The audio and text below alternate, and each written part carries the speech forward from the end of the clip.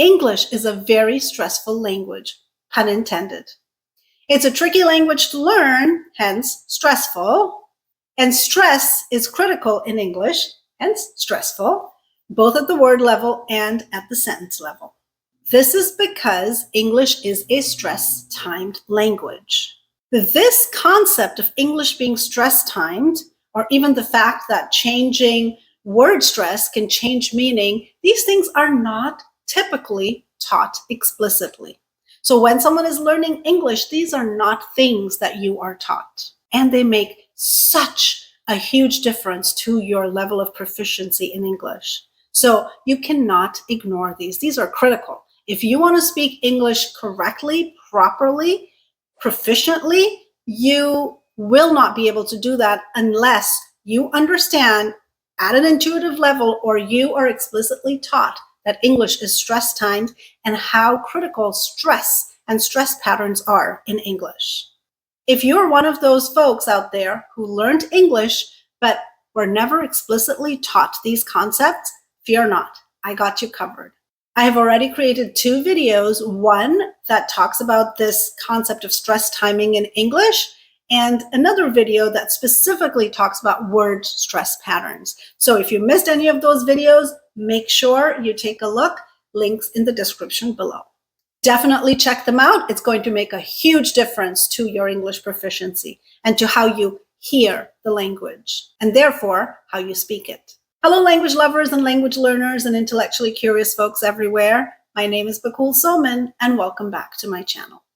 As always, I'm going to ask that if you find my videos interesting or useful, please take a moment to like, to comment, and to subscribe. And don't forget to hit the notification bell so you will always be notified when I upload new content. Today's video hinges on stress patterns and how changing the stress pattern changes the meaning or the function of the word in a sentence. Here are 2 words. Actually, it's the same word when you look at the spelling. It's spelled exactly the same, but I can pronounce it in 2 different ways. I can say conduct, or I can say conduct. Okay? The spelling stays the same, the pronunciation changes pretty drastically, and with that change in pronunciation, the meaning of the word changes drastically. Conduct is a verb. It can mean many different things, but one meaning or one way in which we would use this word would be to say something like, he conducted the orchestra. He led the orchestra. Conduct, on the other hand, is a noun, and it means behavior. His poor conduct led to him getting fired. So you see, the spelling is the same, but the pronunciation is different. And what did I change in the pronunciation between conduct and conduct? Most importantly, I changed the stress pattern. I changed which syllable out of the 2 syllables in that word is stressed. And that made all the difference in the world. Changing that stress pattern changed the word, the same spelling, from a verb to a noun, or vice versa. In today's video, we are going to look at 5 additional pairs of words like conduct and conduct that are spelled the same but are pronounced differently, and that change in pronunciation changes the word from a noun to a verb or vice versa. Sometimes it can change into an adjective, but more typically nouns to verbs and vice versa. Please note that all of these words, either as a verb or as a noun, have many shades of meaning. My job today, or my focus today, is not the meaning of these words. My goal is to really bring out this distinction, this stress pattern distinction that changes the same word from a noun to a verb or vice versa. Our first word is record.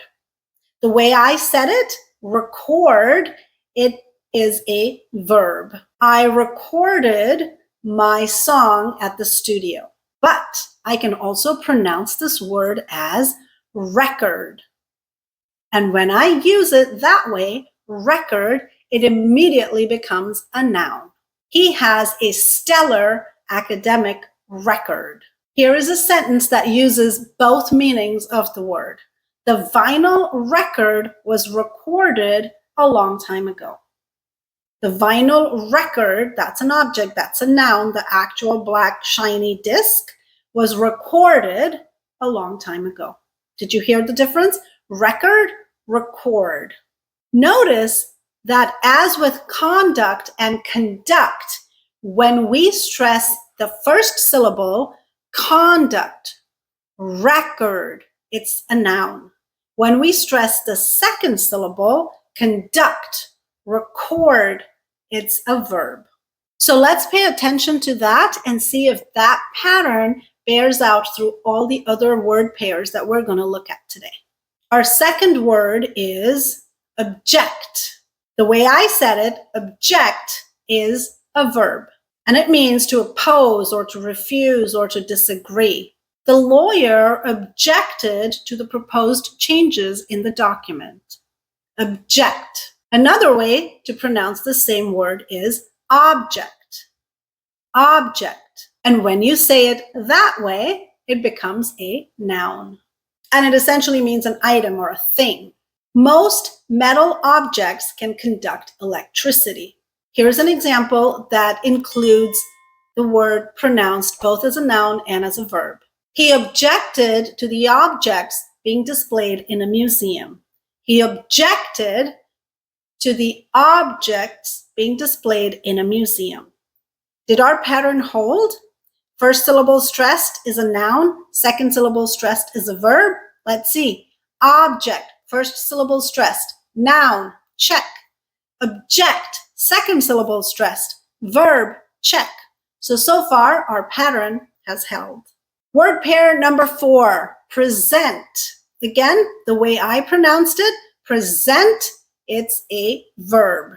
It means to gift or to make something visible, available, or known. He presented the proposal to the committee. He made the proposal available to them, known to them, visible to them. Or I could pronounce the same word this way, present. Present. As a noun, it means a gift, okay? He gave her a beautiful present. Here is a sentence that uses present both as a noun and as a verb. He presented her with a beautiful present.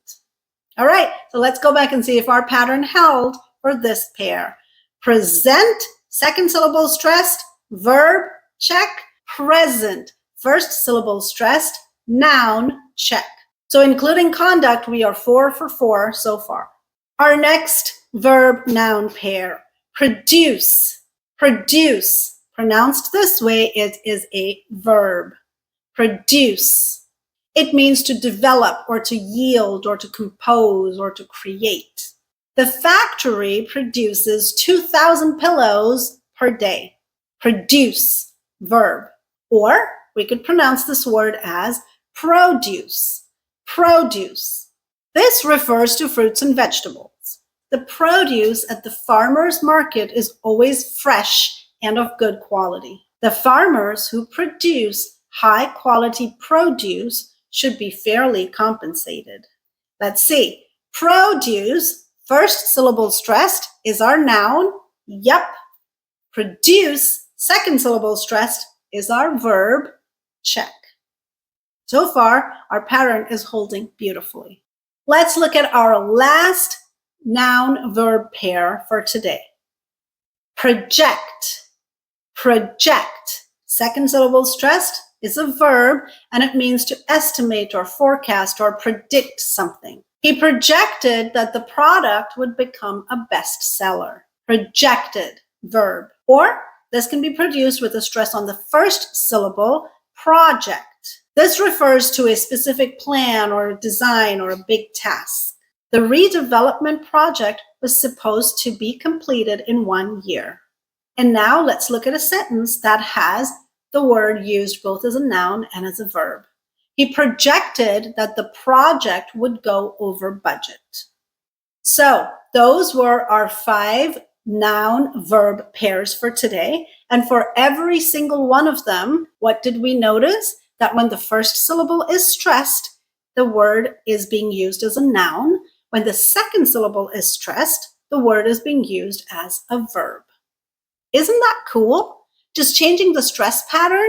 And yes, of course, with that change in stress pattern, the vowel sound also changes just because of the whole stressed and unstressed situation and certain vowel sounds only being used in stressed versus unstressed syllables. Okay? But changing the stress pattern magically changes the word from being a noun to a verb or vice versa.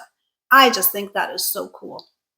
There are many, many, many other noun-verb pairs like these. So I really want you to tune your language antenna and see if you can pick up other examples of this phenomenon where changing the stress pattern changes the function of that word in a sentence from a noun to a verb or vice versa. As always, make sure you take a moment to like, comment, and subscribe if you think my videos are interesting and or helpful. And don't forget to hit the notification bell so that you don't miss any of my new content. Thank you as always for watching, and I will see you next week.